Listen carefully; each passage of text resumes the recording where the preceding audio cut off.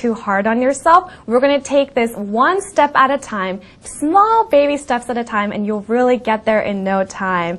All right, let's take a look at the first sentence of today's conversation. 안녕하세요 라고 인사를 하네요. Now last week we talked about multiple methods of saying hello. Instead of just saying hello, you could say greetings, hi, how are you, what's up, hey, and these all mean essentially the same thing. But today I wanted to introduce hello there. Hello there. 거기 안녕 이런 뜻이에요. Hello there. Now then, how would you respond to hello there? Let's take a look at the next sentence. 네, 먼저 자기소개 부탁합니다. 지난주에도 말했듯이 여기서 네는 it's a showing of agreement. Oh, I understood. So you don't have to always say yes or yep, but you can already say like hi in this case because you're responding to the hello of the previous comment. Hi. 그리고 먼저는 first죠. 그래서 first, could you please introduce yourself? 자기소개 부탁합니다는 알아들으셨죠? 근데 여기서 제가 first라고 안 하고 first things first라고 썼네요. And this is because the word first sounds a little bit abrupt and a little bit too formal. We use this word a lot to write essays. 논문을 쓸 때 저희가 first, secondly, third 이렇게 딱딱딱 찍고 넘어갈 때가 많아서 좀 차갑게 들리기도 해요. 그래서 여기서는 hi.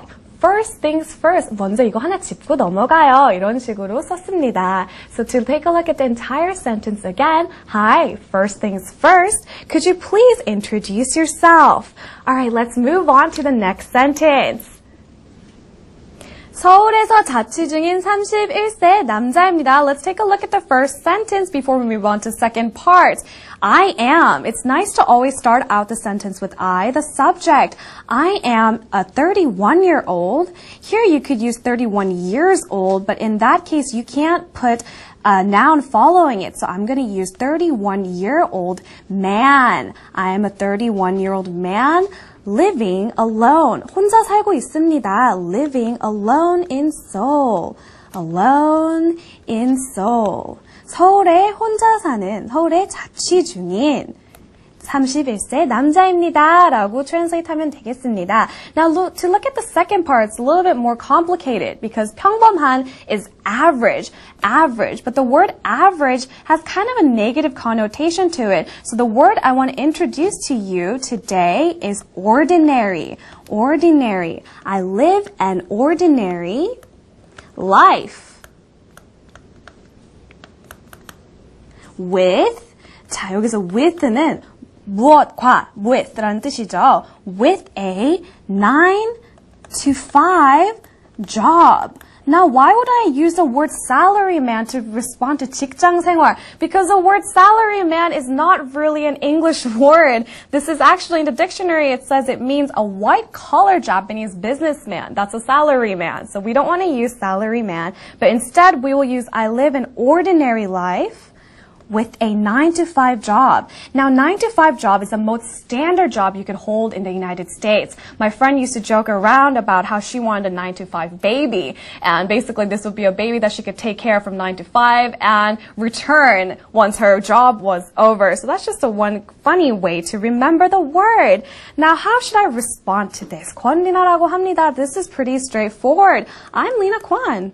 Yep, I'm Lena Kwan. Or you could just insert your name. I am Lena Kwan. 전 지금 한국에 있는 학생들에게 영어를 가르치고 있습니다. 지금, currently. I know some of you guys have difficulty using the ly, the ly form, but just add the ly and you'll be set. Currently, 지금, I am teaching. 뭐뭐를 가르치다. I am teaching.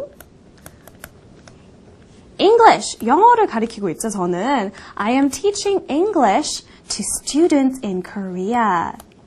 학생, 한국에 있는 학생들을 students in Korea라고 하죠.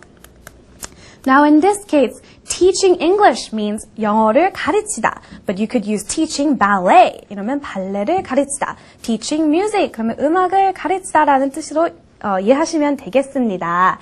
자, 그러면 이렇게 찝어봤는데요. Now let's move on. How would you respond to this. Alright, so I said I'm Lena Kwon. Currently, I am teaching English to students in Korea.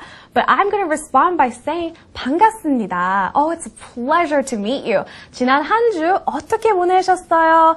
Last week, 지난 한 주 어떻게, how 보내셨어요? Spend. So you could say, how did you spend your week last week? But that would be really long and redundant. So simply put, you could say, nice to meet you. How was your week? How was your week? One more time. Nice to meet you. How was your week? Alright, how would you respond to someone if they asked you, how was your week? 지난주 어떻게 보냈어요? 하면 어떻게 답을 하시겠습니까? 지난 한 주간 근황을 말하면 되겠죠. 여기서는 좋았어요. 재즈 댄스 수업을 매일 들었어요라고 답을 하네요. 자, 좋았어요. It was good. Jazz dance is jazz dance in English, so 수업 is class. But instead you could say good. Instead of good, you could say great. Great means even better than good. 아, 너무 좋았어요. 이런 표현이에요. Great. I went to a jazz dance class every day. Now, something you need to take note of is that every and day is separated by a space, every day. If you put every day together, that will be an adjective. So let's review the sentence one more time. Great. I went to a jazz dance class every day. Now, what did you do last week? I'm very curious. Tweet me about it when you have the time. But let's move on back to the screen to look at more of it. 재즈 댄스요. 춤추는 것을 좋아하세요. Now, 요, it's a respectful tone in Korean. So there is no equivalent in English, unfortunately. So it's really simple. Jazz dance? Question mark. Jazz dance? Question mark. Do you like to dance? 춤추는 것, dance. Do you